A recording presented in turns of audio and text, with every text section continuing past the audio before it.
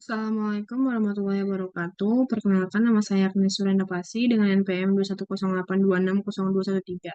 Baik, jadi di sini saya ingin menjelaskan mengenai salah satu penyakit bipolar. Nah, bipolar itu sendiri untuk definisinya adalah suatu gangguan mood yang terdiri dari paling sedikit satu episode manik, hipomanik, atau campuran yang biasanya disertai dengan adanya riwayat episode depresi mayor. Nah, untuk etiologinya itu sendiri dibagi dua, ada neurotransmitter dan faktor neuroendokrin. Untuk neurotransmitter itu biasanya dipengaruhi karena hormon atau hormon norepinefrin, yang dimana adapun fungsi dari si hormon norepinefrin ini dia untuk mempengaruhi kognisi dan suasana hati, mempengaruhi ritme sirkadian yaitu siklus bangun tidur, meningkatkan kesadaran, gairah dan urgensi. Yang dimana apabila si norepinefrin ini dia sedikit, dia akan mudah menyebabkan terjadi depresi.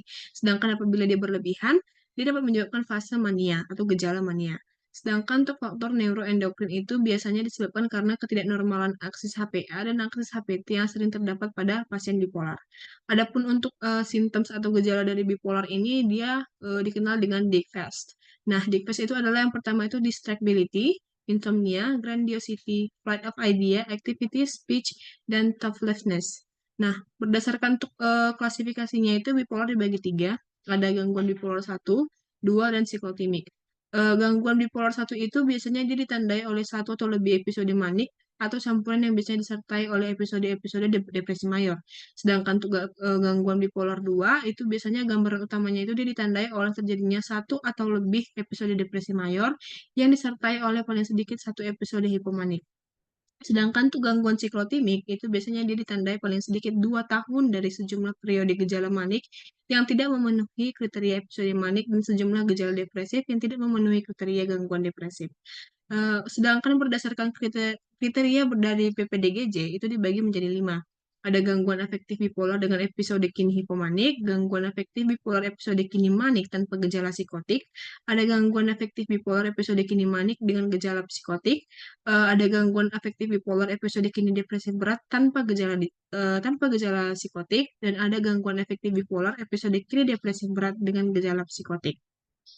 Sedangkan untuk kriteria berdasarkan DSM-4 itu dibagi lagi. Yang pertama itu ada periode tersendiri dari kelainan mood yang meninggi, ada ekspansif, mudah tersinggung atau irritable secara persisten yang dimana dia itu berlangsung paling sedikit 1 minggu atau durasinya kapan saja bila diperlukan hospitalisasi. Kemudian ada gejala harga diri yang melambung atau kebesaran, ada penurunan kebutuhan tidur yang dimana itu ditandai si pasien atau orang tersebut itu dia merasa beristirahat setelah tidur hanya 3 jam. Kemudian lebih banyak berbicara dibandingkan biasanya, atau tekanan untuk terus berbicara, ada gagasan yang melompat-lompat atau flight of ideas, yang dimana salah satu dari simptoms dari bipolar ini. Kemudian ada distract atau mudah dialihkan perhatiannya, yaitu atensinya terlalu mudah untuk distimulasi eksternal yang tidak penting atau tidak relevan.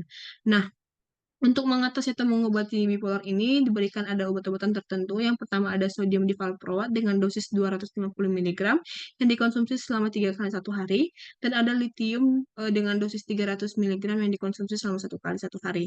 Sedangkan untuk fase pengobatannya itu dibagi tiga, ada fase akut, fase continuation, ada fase maintenance.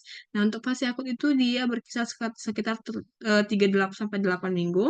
Untuk fase continuation itu dia dapat diberikan atau dikonsumsi selama 2 sampai 6 bulan, dan fase maintenance itu dia dikonsumsi selama 1 tahun.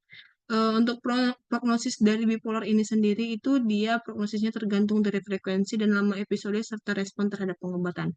Berikut referensi yang saya gunakan. Sekian presentasi saya. Assalamualaikum warahmatullahi wabarakatuh.